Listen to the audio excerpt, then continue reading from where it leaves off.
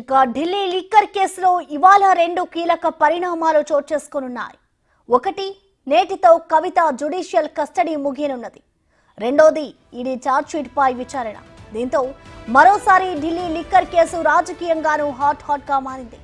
కవిత judicial custody ఇవాల్టితో ముగియనుంది. ED, CBI రెండు కేసుల్లోనూ రేపు విచారణ జరగనుంది. కాగా జ్యుడిషియల్ కస్టడీ పొడిగించే విషయంపై రౌస్ అవెన్యూ కోర్టు విచారించనుంది.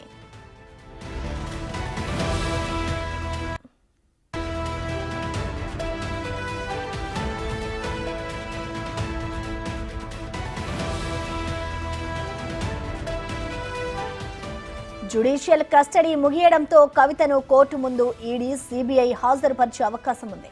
ఆమెను వర్చువల్ గానా, భౌతికంగానా హాజరుపరచాలో అధికారులు ఇవాళ నిర్ణయం తీసుకోనున్నారు.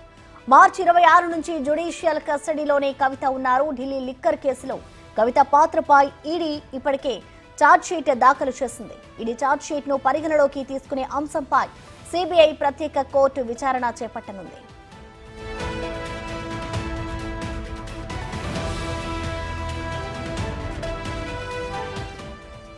కాగా ఢిల్లీ లిక్కర్ కేసులో గతంలో జ్యుడిషియల్ కస్టడీ ముగిసినప్పటికీ ఇవాల్టి వరకు పొడిగిస్తూ కోర్టు నిర్ణయం తీసుకుంది. కవితకు మరో 14 రోజుల పాటు జ్యుడిషియల్ కస్టడీ పొడిగించాలని కోర్టును ఈడీ కోరింది. 8,000 పేజీలతో సప్లిమెంటరీ ఛార్జ్షీట్ దాఖలు చేశామని ఈడీ తెలిపింది. దీంతో జ్యుడిషియల్ కస్టడీని పొడిగిస్తూ కోర్టు నిర్ణయం తీసుకుంది. ఈడీ దాఖలు చేసిన సప్లిమెంటరీ ఛార్జ్షీట్ పరిగణలోకి తీసుకునే అంశంపై కూడా ఇవాళ తేలనుంది.